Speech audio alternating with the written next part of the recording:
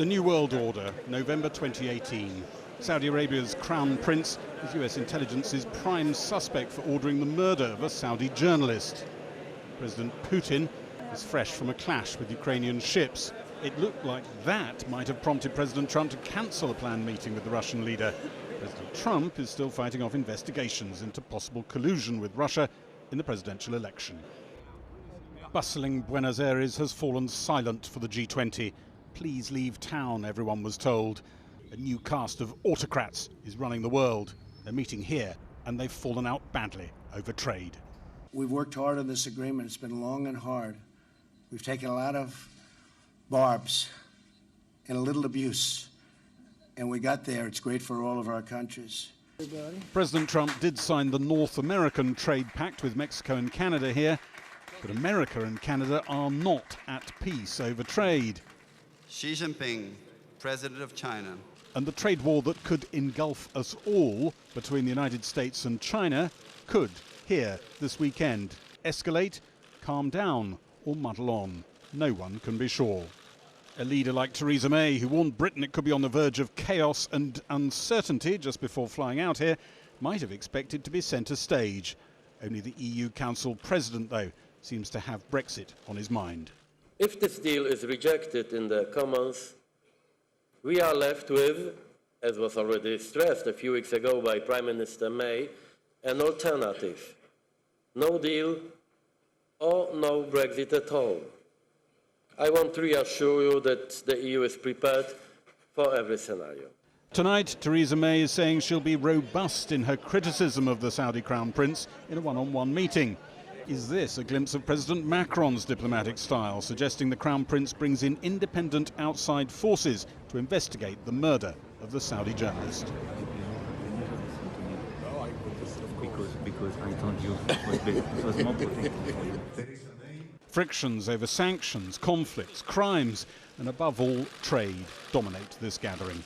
Behind the smiles, unpredictable characters spreading deep unease at the world's top table. But Theresa May says when she meets the Saudi Crown Prince in just over an hour's time, she's going to give him a pretty hard time. She says if she bumps into President Trump and has a moment with him, she's going to tell him he was wrong to say that her Brexit deal doesn't allow the sort of free trade agreement that he wants between Britain and the United States. Her team are insisting that they are still on Plan A. On the plane on the way over, when journalists were chatting to Theresa May, she won't engage with Plan B. Understandable in a way, the moment you start talking about Plan B, it becomes Plan A, and Plan A kind of disappears. Privately, you find people around the Prime Minister who are saying what she seems to be doing at the moment is running at speed towards a brick wall. That brick wall is the MPs who are going to vote against her, and no sign at the moment that that is dismantling.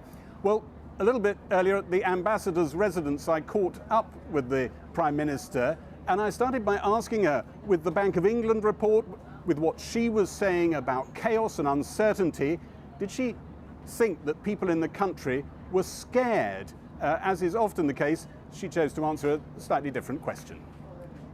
No, the message that people give to me is that having decided to leave the European Union, they do want the government to deliver on that. And I think that's one of the issues that should be at the forefront of the minds of members of Parliament when they come to vote on December the 11th. Because the deal we've negotiated does that, it delivers on Brexit, but it protects jobs in the economy.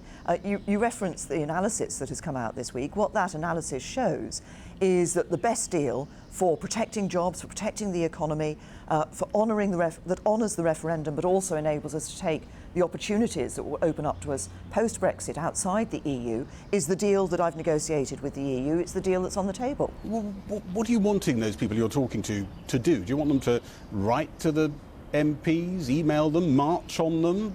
How are you hoping it's going to affect the vote? Oh, it's important for me to hear people up and down the country. I've been around the country this week.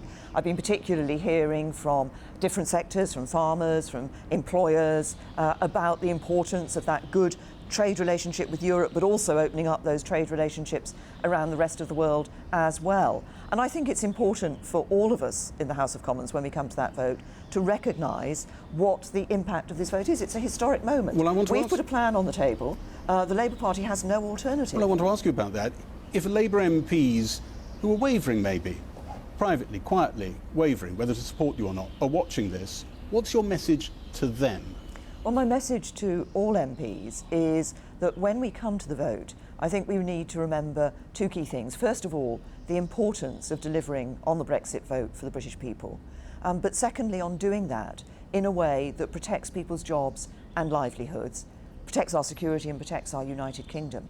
That is what this deal does. It is the deal that is in the national interest. The deal you negotiated, you decided that one of the big messages of that referendum was that people wanted an end to freedom of movement, and you wanted as frictionless trade as possible, somehow to get those two things together. Do you acknowledge, though, in the process of going for that kind of deal, you have dashed the dreams of many Tory Brexiteers who hoped for a full, fat, sort of free trade deal with America? The sort of thing that President Trump was talking about now isn't possible under your plan. It is possible for us to have a trade deal with the United States But it's of a sliding America. scale. Europe's very clear. It is. If you want to be closely aligned, you can't be closely aligned and waltzing around the world doing the sort of full-fat trade deals that President Trump is talking about. You've been listening to them saying that to you for 2 years or more. What makes sense, we all want to do, for all of us who believe in trade and the benefits of trade around the world, the benefits that brings to our economy, the benefits it brings to people in jobs in our country. What we want is good trade deals with all our trading partners. That means, yes, a trade deal with the United States But it and won't be others. the full fat one that he's talking about. But it also means a good trade deal with the European Union. And that's what, there are many jobs in the UK that currently depend on that good trading relationship with the European Union. I think it's important for us to remember those people. On the plane talking to us on the way over, you were very clear that if and when you meet Crown Prince Mohammed bin Salman, you will say you want a very full and open and transparent investigation into the death of Jamal Khashoggi. But could I ask you a slightly different question, which at this moment, as Britain starts leaving the European Union and looking around for trade deals, isn't it possible that your conversation with him will be just a little bit more needy than it would have been if we hadn't voted for Brexit? No, the relationship that we have with Saudi Arabia means that when I meet with the Crown Prince, I will be able to speak to him robustly about two issues of concern. First, yes, the terrible murder of Jamal Khashoggi and the importance of the Saudi Arabian investigation being full, being transparent, being credible, so people have confidence in the outcome of it and the people responsible are held to account. But also the growing humanitarian situation in Yemen. I think now is a moment when it is possible for us to see a political solution in the Yemen, and I'll be encouraging all parties, including Saudi Arabia, to come round the table in Stockholm in the coming days and weeks under the United Nations and find that political solution. Just finally, can I ask you, the cast list that you are meeting today, the G20, to some people in our country is a scary cast list. Not all the characters maybe, but some of the very prominent ones. I started by asking you about how these are scary times. You come here telling the country, having just told the country we're on the brink of chaos and uncertainty. Isn't this an extraordinary moment to be sailing out of the EU harbour into the seas? Now, I have full confidence in the United Kingdom and our future. We have a bright future outside the European Union. Here in the G20, I'll be sitting around the table with other world leaders, and we'll be talking about some of the issues that matter to all of us, some of the issues that matter to us, trade for the future, ensuring that we're able to see those good trading relationships around the world, because it's that trade that brings jobs to our country and increases our prosperity. When it comes to leaving the EU, I've negotiated a good deal for the UK leaving the EU. I've negotiated a good deal for delivering on Brexit, but protecting people's jobs, protecting their livelihoods and their security. And that's what I want MPs to think about when they come to vote on December the 11th. Thank you, Prime Minister. Thank you. Well, here the campaign to sell Theresa May's deal continues. In a speech in Bristol, the International Trade Secretary Liam Fox warned Brexit could be stolen from the people by Remainer MPs. Meanwhile, some of May's more loyal backbenchers have also been holding meetings to try and win over their constituents, and an extensive ad campaign has been launched online. Here's our political correspondent, Michael Crick. I voted to remain in the ratified of the Belfast Friday Agreement. She may be 7,000 miles away, but Theresa May's campaign to get MPs to back her Brexit deal goes on, as the Conservative Party has launched a series of Facebook ads, each aimed at a different group. But each ad encourages people to email their MP to back the deal in Parliament. Meanwhile, in Bristol today, we saw more traditional campaigning funded by the government.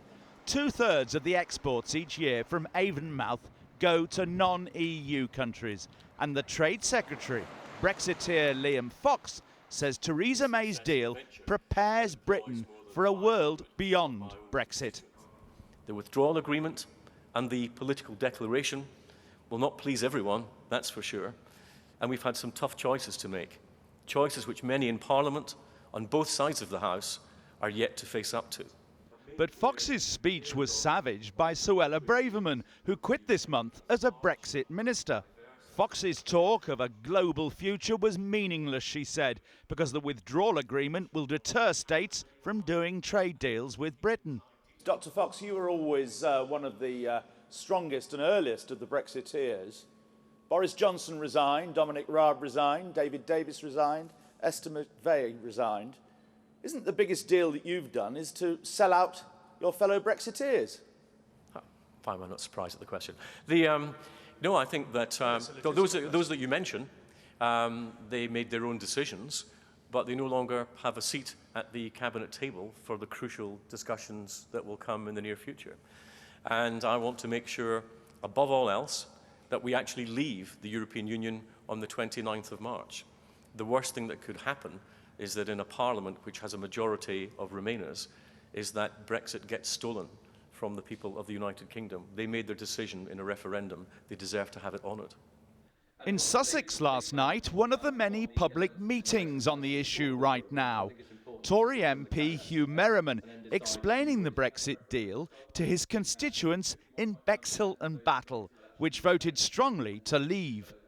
My concern is, how are you sure you still have the mandate for taking our country in the direction that you're taking it without a people's vote? I've seen nothing but a negotiation biased, and the media, pretty much backed up by most of the media, television channels as well, giving a one point of view, saturating people to the point you've just said, oh, I'm fed up with it, let's just get on with it. Well, I want to get on with it too. I want to go back to the negotiating table and get a deal for Britain, a proper Britain, one I grew up in. But you've also then got a leader who hasn't always made the best decisions, called a general election losing a majority at a time when she badly needed that majority. Whilst, yes, it could be right that that's a good deal, how do we know that with a leader who hasn't always shown us been able to follow through? Merriman said afterwards he'll still back Theresa May's deal, even though hardly any of the 20 or so people who spoke here last night were in favour.